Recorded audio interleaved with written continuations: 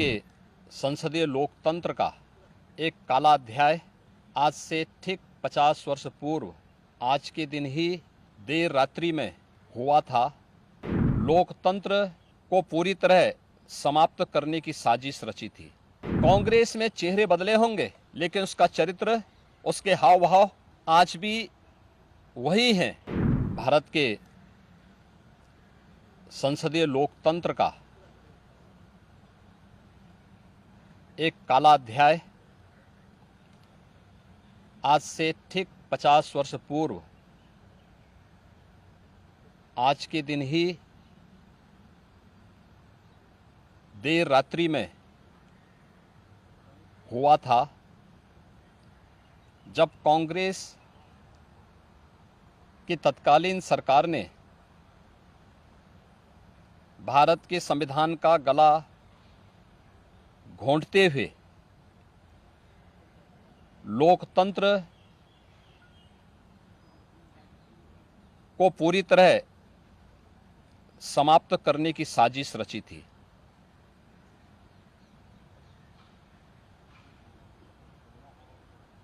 पच्चीस जून 1975 रात के अंधेरे में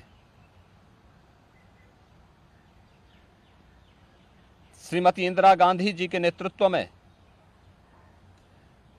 कांग्रेस की सरकार ने कैसे भारत के लोकतंत्र को नष्ट करने का प्रयास किया था। उस समय के सभी विपक्षी दलों के नेताओं को,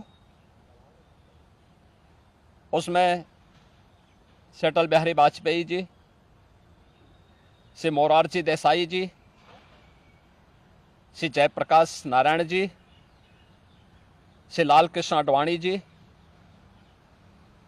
और विपक्ष के सभी नेताओं को बंद करके लोकतंत्र के गले को पूरी तरह घोंटने का प्रयास किया था। आज जब 50 वर्ष के उपरांत हम इमरजेंसी की उन यादों को स्मरण करते हैं, तो स्वाभाविक रूप से कांग्रेस में चेहरे बदले होंगे, लेकिन उसका चरित्र, उसके हाव भाव आज भी वही हैं जो 1975 में एक बर्बर चेहरा उस समय में कांग्रेस पार्टी का देखने को मिला था। कैसे उन्होंने संविधान की मूल आत्मा कही जाने वाली प्रेम्बल में संशोधन करके उसकी आत्मा को नष्ट करने का प्रयास किया था। कैसे कांग्रेस ने उस समय देश के नागरिकों के मौलिक अधिकारों को पूरी तरह प्रतिबंधित कर दिया था। कैसे न्यायालय के अधिकारों को कांग्रेस पार्टी ने उस समय में बंधक बना के रख दिया था। और आज भी कांग्रेस पार्टी में भले ही नेतृत्व बदला हो, लेकिन उसका चेहरा बदला हो, लेकिन चरित्र तो उसका आज भी वही है। ये लोकतंत्र की दुहाई देते हैं, लेकिन भारत के बाहर जाकर के भारत के लोकतंत्र को कटघरे में खड़ा करते हैं। भारत की चुनाव प्रणाली पर प्रश्न चिन्ह खड़ा करते हैं। भारत के बाहर जाकर के भारत को और इसके लोकतंत्र को कोसते हैं।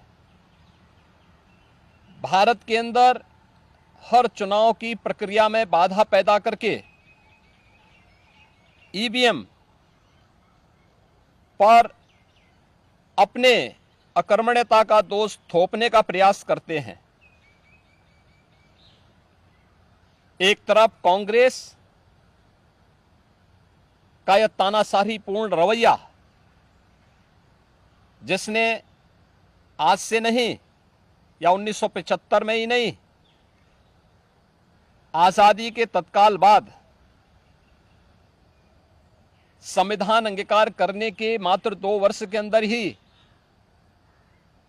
देश के संविधान में संशोधन करके धारा 370 को उसमें जबरन डाल करके देश के अंदर देश की अखंडता को चुनौती देने वाली धारा 370 को डालने का प्रयास किया था।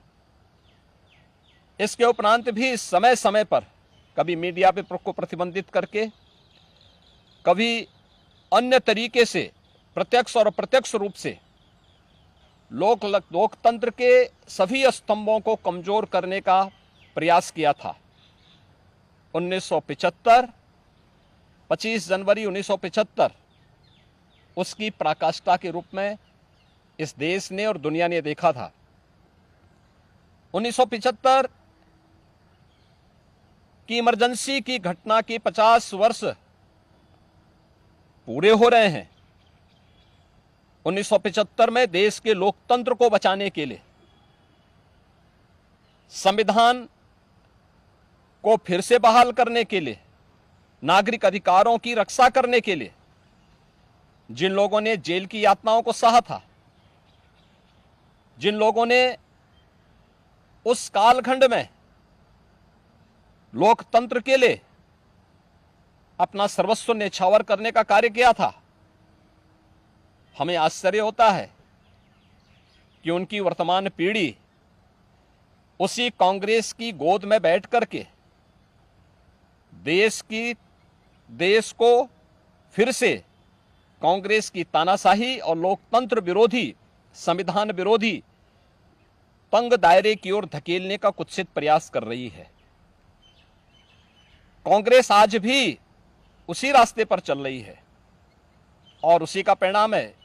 जहां भी कांग्रेस नेतृत्व की सरकारें हैं, उनका रवैया, उनके कार्यप्रणाली, उनके द्वारा किए जाने वाले कृत्य इस बात के उदाहरण प्रस्तुत करते हैं।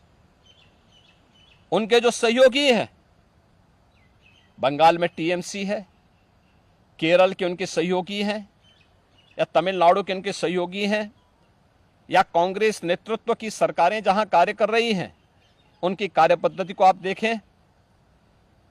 जो लोग जनता को गुमराह करके संविधान के नाम पर संसद की कार्रवाई को बाधित करने का प्रयास कर रहे हैं,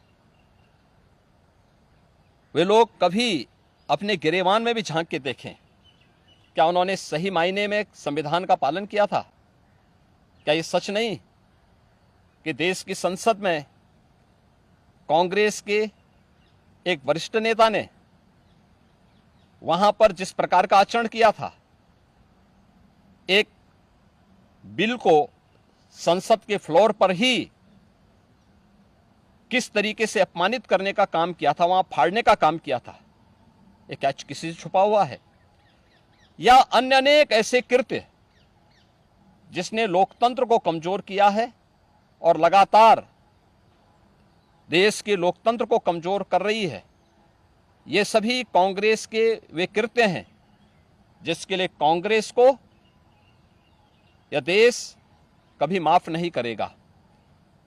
कांग्रेस पार्टी को और कांग्रेस की इस तानाशाही में प्रत्यक्ष और अप्रत्यक्ष रूप से सहभागी बने उन सभी राजनीतिक दलों को भी, जिनका उदय ही देश के अंदर कांग्रेस के खिलाफ लोकतंत्र को बचाने के लिए हुआ था, आज वे कांग्रेस की गोदी में बैठ करके जिस तरीके का आचरण कर रहे हैं, यह देश और इस देश की जनता उसे किसी भी स्थिति में स्वीकार नहीं करेगी।